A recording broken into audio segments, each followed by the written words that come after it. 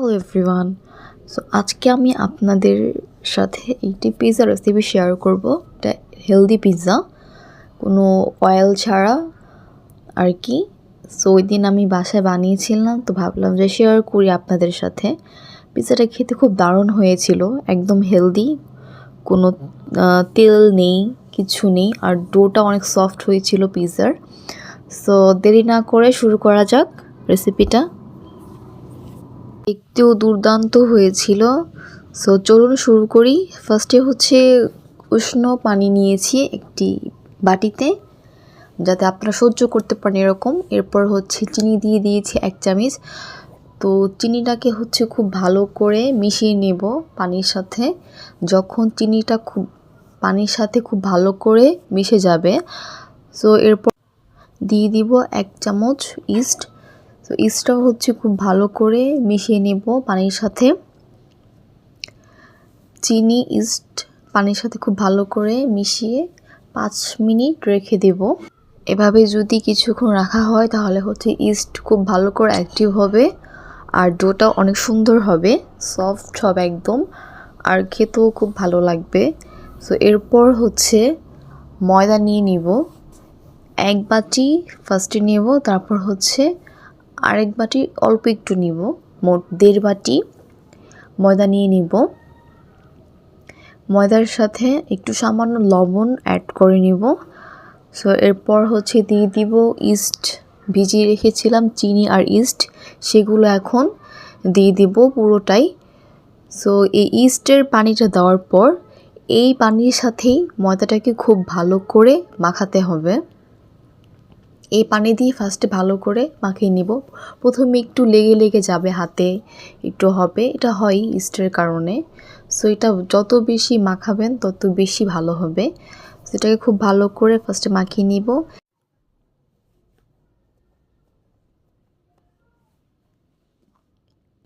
এরপর হচ্ছে একটু মনে হলো একটু পানি অ্যাড করা দরকার, তো সামান্য যে একটু পানি দিয়ে নিয়েছি, আর বেশি দিব না পানি।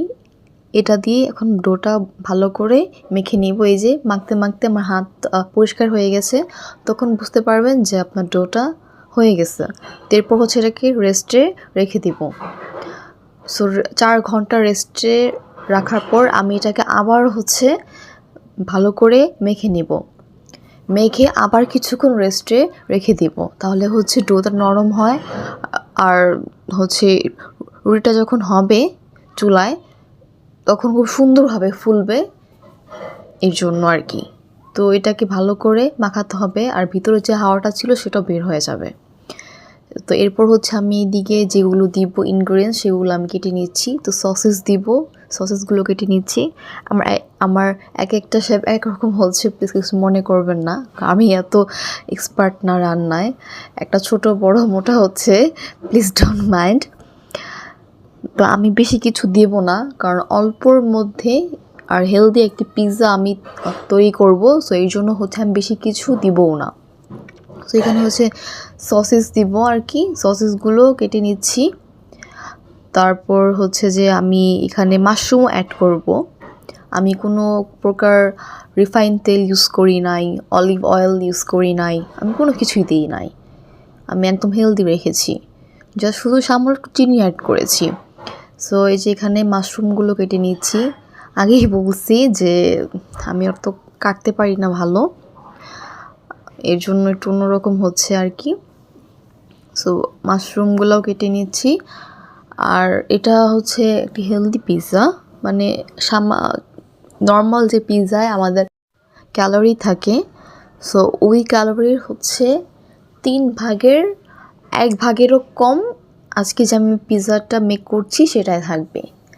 সো এটাকে হেলদি বলা যায় এটা। আর আমি এই পিৎজাটা খুব প্রিফার করি, আমার খুব ভালো লাগে। সো আমি বাসায় মাঝে মাঝে বানিয়ে খাই। সো ভাবলাম যে আপনাদের সাথে একটু শেয়ার করি এটা।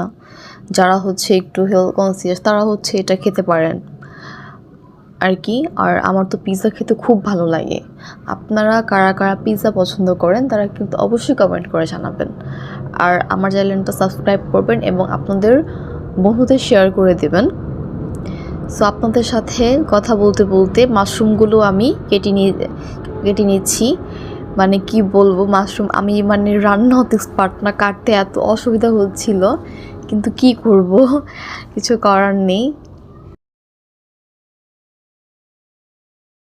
পিৎজার ডোটা তৈরি করে নিয়েছি, পিৎজার শেপ দিয়ে নিয়েছি, এরপর হচ্ছে টমেটো দিয়ে দিচ্ছি।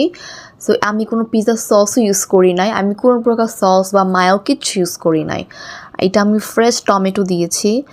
আর ইটালিয়ান পিৎজা বা ইটালিয়ান যারা আছে তারা হচ্ছে পিৎজাতে কখনো পিৎজা সস ইউজ করে না, তারা হচ্ছে সবসময় ফ্রেশ টমেটো ইউজ করে, টমেটোকে ম্যাশ করে সামান্য একটু লবণ আর একটু পেপার দিয়ে এটাকে মেক করে ফেলে। সো আমিও তাই করেছি, ফ্রেশ টমেটো তার ম্যাশ করে তার সাথে লবণ আর হচ্ছে পেপার দিয়ে নিয়েছি। এটা খেতেও খুব ভালো লেগেছে। আর যেহেতু এটা হেলদি, তার আমার মনে হয় যে কোনো সস ইউজ না করে ভালো, কারণ সসে হচ্ছে সুগার থাকে আর অনেক কিছু দেওয়া থাকে এর জন্য। সো আমি অফ ক্যামেরা হচ্ছে চিকেনগুলো রেডি করে নিয়েছিলাম। চিকেনটা আমি হচ্ছে সিদ্ধ করে নিয়েছি আদা রসুন দিয়ে, গোলমরিচ দিয়ে, আমি কোনো তেল ইউজ করি নাই। সো চিকেনটা আমি রেডি করে নিয়েছিলাম। সো চিকেন হচ্ছে পিৎজার উপরে এখন খুব ভালো করে সাজিয়ে দিলাম চারদিকে। সো এরপর হচ্ছে বাকি যে ইনগ্রিডিয়েন্টসগুলো আছে যেগুলো কেটে রেখেছিলাম সেগুলো হচ্ছে আস্তে আস্তে সুন্দর করে সাজিয়ে দিয়ে দিব। তার আগে হচ্ছে একটু মোজারেলা দিয়ে নিচ্ছি, চিজ। আমি তো খুব চিজ লাভার, আমার চিজ খুব ভালো লাগে। সো আপনাদের কার কার ভালো লাগে অবশ্যই কমেন্ট করে জানাবেন। আমি মানে চিজ জাতীয় যে কোনো খাবার হোক আমার খুব ভালো লাগে খেতে। আপনারা কিন্তু কমেন্ট করে জানাবেন কে কি চিজ লাভার আছেন আমার মতো। সো এই যে চিজগুলো সামান্য একটু চিজ দিয়ে নিয়েছি, এরপর হচ্ছে এক এক করে সসেসগুলো দিয়ে নেব যেগুলো কেটে রেখেছিলাম। সো চারদিকে সুন্দর করে সাজিয়ে নিচ্ছি। সসেস দেওয়ার পর হচ্ছে মাশরুমগুলো দিয়ে নিয়েছি, একদম ভরে ভরে সসেস আর মাশরুম দিয়েছি। আমার কিন্তু দুইটাই অনেক ফেভারিট। আপনাদের কার কার ফেভারিট মাশরুম, আপনাকে কি খেতে ভালোবাসেন অবশ্যই জানাবেন। মাশরুম অনেক পুষ্টিকর একটি খাবার, আমাদের শরীরের জন্য অনেক ভালো। সো সসেসটা আমার কাছে খুব ভালো লাগে। তো এই যে আমি চারদিকে ভরে ভরে দিয়েছি মাশরুম আর সসেস। সো এরপর হচ্ছে একটু হোয়াইট পেপার উপর দিয়ে ছড়িয়ে দিয়েছিলাম যাতে একটু ফ্লেভার আসে।